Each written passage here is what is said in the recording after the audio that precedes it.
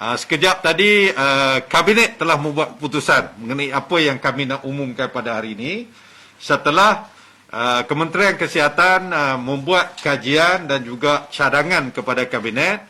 Datuk Seri Adam dan saya telah bentangkan dalam Kabinet, inilah keputusannya. Okey, yang pertama, kerajaan memutuskan supaya apa-apa kesalahan yang boleh ataupun yang dibuat di bawah Akta 342 ni terdiri daripada 3 kategori. 3 kategori. Kategori yang pertama adalah kesalahan yang menyebabkan risiko penularan yang tinggi atau memberi impak jangkitan kepada COVID-19 kepada komuniti pada skala besar. Maknanya kesalahan yang menyebabkan kesan COVID ni skala besar. Itu kategori yang pertama. Kategori yang kedua adalah kesalahan yang menyebabkan risiko penularan yang tinggi namun tidak memberi impak jangkitan kepada komuniti. Dia kesannya tinggi, penularan tinggi tapi tidak ada impak kepada komuniti. Maknanya sederhana. Tadi tinggi, ini sederhana. Kategori yang ketiga, kesalahan yang boleh menyebabkan risiko penularan jangkitan COVID yang rendah. Yang rendah dan tiada kesan langsung kepada penularan dalam komuniti. Ini lebih kepada individual. Itu kategori 3, tinggi, sederhana, normal. Kita tak kata rendah lah, normal. Okey. Kami telah meneliti di dalam Kabinet senarai-senarai kesalahan yang dikategorikan kategori 1, tinggi, kategori 2, sederhana, kategori 3, normal. Normal yang biasa. Kita ada senarai, setakat ini ada sebanyak 7 kesalahan yang dianggap kesalahan kategori 1 yang tinggi. Saya bagi beberapa contoh ya. Ini akan jadi public document, orang boleh rujuk. Sebagai contohnya, kesalahan di bawah subsection 10.2. 10.2. Pengamal perubatan tidak memberikan notis dalam borang yang ditetapkan di bawah peraturan tentang wujudnya penyakit berjangkit.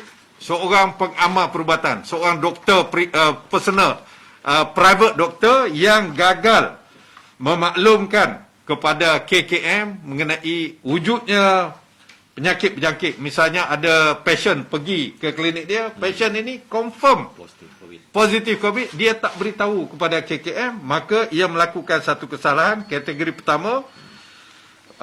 Oleh kerana dia ni individu, walaupun maksimumnya RM10,000, kita mencadangkan kompaun RM5,000. Itu satu.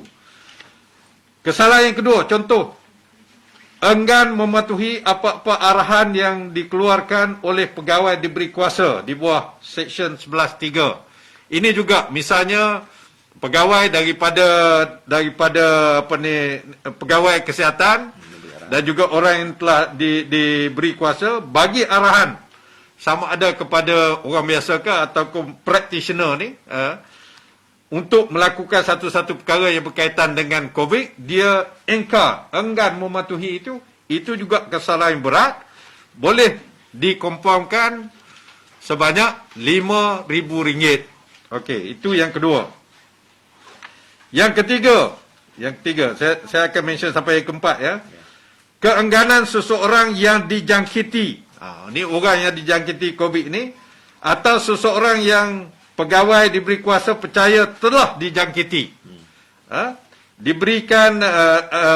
telah diberikan arahan atau perintah supaya dianya dipindahkan atau ditahan orang yang dijangkiti atau dipercaya itu, dia ni enggan mematuhi, maka dia melakukan satu kesalahan yang di bawah 342, kompaun boleh dibenarkan RM5,000. Okey? Itu yang ketiga. Yang keempat, ini fokus. Penting. Ini fokus. Mana-mana individu yang telah melakukan kesalahan kerana memasuki atau berada di pub ataupun kelab malam,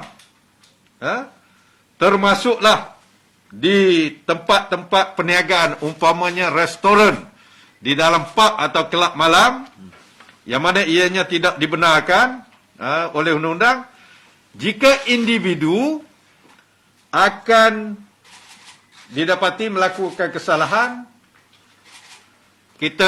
kerajaan boleh menawarkan kompaun maksimum 10,000.